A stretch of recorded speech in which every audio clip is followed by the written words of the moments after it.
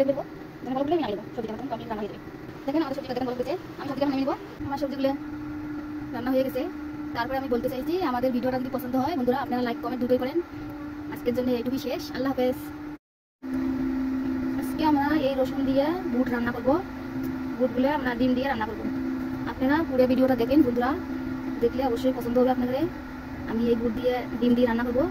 তারপরে আমি এই রসুন আদা দিব, এগুলো দিয়ে আমি সব কিছু দিয়ে আমি রান্না করবো। আপনারা পুরো ভিডিওটা দেখেন। আপনাদের যদি পছন্দ হয় তাহলে সাবস্ক্রাইবও করে নেন আমাদের ভিডিওটা, আপনাদের পছন্দ হবে এমন করে আমি রান্না করবো। পুরো রান্নাটা আপনারা দেখবেন। আমি আদাটা দিব, আদা দিব, রসুন দিব, অল্প অল্প দিব, আমি বেশি দিব না, অল্প একটু করে দিব। আমি বেশি দিব না, কারণ বেশি দিলে অত ভালো লাগে না। আমি একটু একটু দিব, বেশি দিব না। দেখেন আমি এইটুকু দিব, তার বেশি আমি দিব না। এই যে আমি এই কাঁচামরিচগুলো দিব, 9 থেকে 10টা মরিচ আমি নিয়েছি, সবজিগুলো দিব। আপনারা চাইলে পুরো আপনারা ঝাল যদি খেতে চান বেশি করে নিতে চান। আমি তো কম করে আমার ঝাল লাগে, কম করে ঝাল খাবো, তার জন্য আমি এইটুকু নিয়েছি। দেখেন আমি আদা পেঁয়াজ নিয়েছি, আদাটুকু নিয়েছি, বেশি নিয়ে নিই। আমি সব বেটে নেবো আমি এগুলো। এই দেখেন আমি এই কলাইগুলো ভিজে রেখেছি, বুটের ডাল, এগুলো আমি এখন রান্না করবো। ভিজে রেখেছি আমি আধা ঘন্টার মতো ভিজে রেখেছি, এগুলো আমি এখন রান্না করবো। এইদিকে দেখেন আমি ডিমটা সিদ্ধ রাখেছি, দেখো আমার ডিমটা সিদ্ধ হয়েছে, আমি এখন নামিয়ে নেবো। দেখেন আমার এই ডিমগুলো সিদ্ধ হয়ে গেছে, ভালো সুন্দর সিদ্ধ হয়ে গেছে, কত সুন্দর সিদ্ধ হয়ে গেছে। আমি ডিমগুলো পুরোগুলো আমি এমন করে ছিলিয়ে দেবো।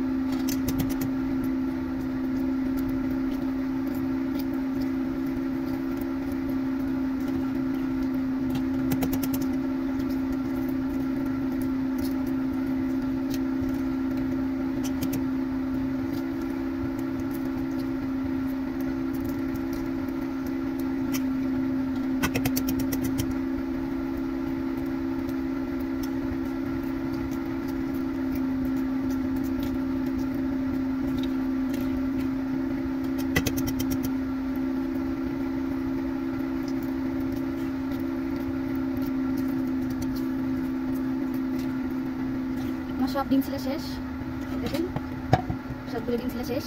এখন আমি দেবো হলুদ গুঁড়ো, একটু লবণ দেবো, লবণ দিয়ে ভালো করে মিশিয়ে দেবো। এগুলো আমি তেলে ভাজবো, লবণ হলুদ দিয়ে মাখা শেষ, তেলে ভাজবো আমি। এইদিকে দেখতেই পাচ্ছেন, দেখেন এইদিকে আমি কড়াইতে বসে দিয়েছি, একটু তেল দেবো, ডিমগুলো ভেজে নেবো আমি। এই দেখেন এই ডিমগুলো আমি এখন দেবো। দেখেন আমার ডিমগুলো ভাজা শেষ, এখন আমি নিয়ে নেবো। দেখছেই না ভালো করে, দেখি তাড়াতাড়ি করি।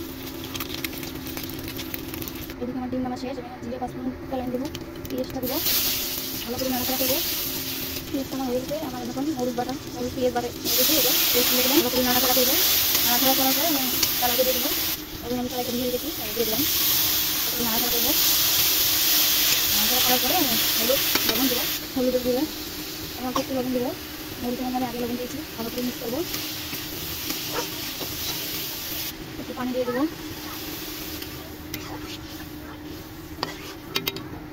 আরেকটু দিব, যেন কড়াইটা আমার সিদ্ধ হয়। দেখেন আমার কড়াইগুলো কত সুন্দর ভালো ফুটেছে কি সুন্দর। এমন করে কড়াইটা আমি সিদ্ধ করে নেবো। আমাদের কড়াইটা সিদ্ধ হয়েছে না হয়েছে একটা দেখি, বাস দেখো সিদ্ধ হয়ে গেছে। এখন আমি ভালো করে রসা করবো, তারপরে আমি ডিম দিয়ে দেবো, এর সাথে আমি ডিম দিয়ে রান্না করবো। এই দেখেন আমার ভাজিয়ে রাখা ডিমগুলো আমি দিয়ে দিচ্ছি, এগুলো দিয়ে আমি রান্না করবো। আমি এখন ডিমগুলো দিয়ে ভালো করে মিক্স করে দিই। তারপরে বেশি একটু পানি দেবো না, অল্প একটু পানি দেবো। আমি বেশি পানি দেবো না, অল্প একটু পানি দেবো, আমার ভাতটা মাখা খাওয়ার জন্য একটু ঝোল লাগবে। এখন আমি একটু জিরে গুঁড়ো দেবো, যেন বলে ফুটলে আমি নামিয়ে নেবো। সবজিটা আমার তখন কমপ্লিট রান্না হয়ে যাবে। দেখেন আমাদের সবজিটা দেখেন বলে ফুটেছে, আমি সবজিটা এখন নেমে নেবো। নেমে নেওয়ার পরে তারপরে আমি বলছি, এই দেখেন আমার সবজিগুলো রান্না হয়ে গেছে। তারপরে আমি বলতে চাইছি আমাদের ভিডিওটা যদি পছন্দ হয় বন্ধুরা আপনারা লাইক কমেন্ট দুটোই করেন। আজকের জন্য এইটুকুই শেষ। আল্লাহ হাফেজ।